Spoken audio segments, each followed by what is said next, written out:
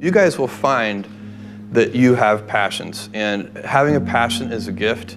I think we all have passions, and you don't get to choose them. They pick you, but you have to be alert to them. You have to be looking for them. And when you find your passion, it's a fantastic gift for you because it gives you direction, it gives you purpose. You can have a job, or you can have a career, or you can have a calling. And the best thing is to have a calling. And if you find your passion, you'll have that, and all your work won't feel like work to you. Many kids and many grown-ups do figure out over time what their passions are. And sometimes we let I don't think it's that hard. I think what happens though sometimes is that we let our intellectual selves overrule those passions.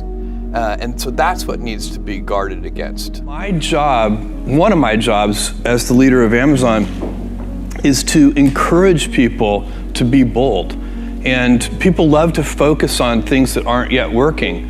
And that's good, it's human nature. That kind of divine discontent can be very helpful.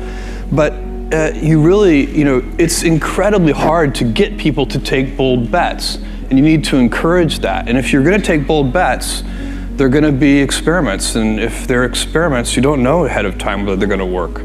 Experiments are by their very nature prone to failure, but a few big successes compensate for dozens and dozens of things that didn't work.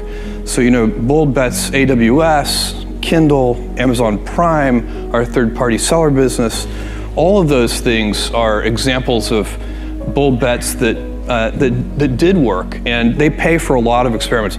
I've made billions of dollars of failures at Amazon.com, literally billions of dollars of failures. And you might remember Pets.com or Cosmo, or give myself a root canal with no anesthesia very easily. None of those things are fun, but they don't matter. What really matters is companies that don't continue to experiment, companies that don't embrace failure. They eventually get in a desperate position where the only thing they can do is make a kind of Hail Mary bet at the very end of their corporate existence. Whereas companies that are, making bets all along, even, big bets, but not bet the company bets. I don't believe in bet the company bets.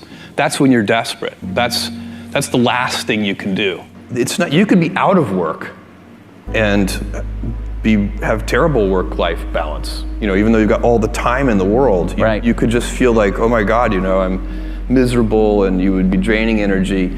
And so you have to find that harmony. It's a much better word. And I think for most people, it's about meaning. People want to know that they're doing something interesting and useful. And for us, because of the challenges that we have chosen for ourselves, we get to work in the future, and it's super fun to work in the future for the right kind of person. You need to be nimble and robust. So you need to be able to take a punch, and you also need to be quick and innovative and doing new things at a high speed. That's the best defense against the future.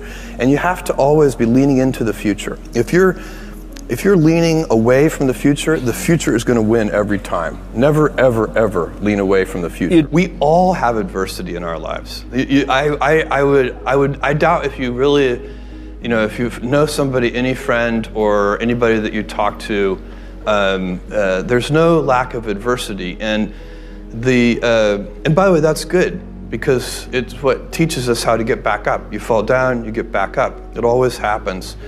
And you get certain gifts in life, and you want to take advantage of those.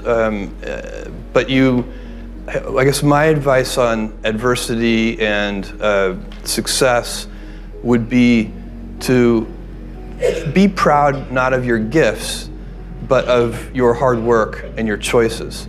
So you may be the kinds of gifts you get in life. You might be really good at math. It might be really easy for you. That's a kind of gift. But practicing that math and taking it to the next step, that could be very challenging and hard, and take a lot of sweat. That's a choice. You can't really be proud of your gifts because they were given to you. You can be grateful for them and thankful for them. But your choices you choose to work hard. You choose to do hard things. Those are choices that you can be proud of. Being an inventor requires, because the world is so complicated, you have to be a domain expert. I mean, in a way, even if you're not at the beginning, you have to learn enough so that you become a domain expert. But the danger is once you become a domain expert, you can be trapped by that knowledge. And so inventors have this paradoxical ability to have that 10,000 hours of practice and be a real domain expert and have that beginner's mind. Have that look at it freshly, even though they know so much about the domain. And that's the key to inventing. You have to have both. And I think that is intentional. I think all of us have that inside of us, and we can all do it, but you have to be intentional about it. You have to say, yeah, I am going to become an expert, and I'm going to keep my beginner's mind.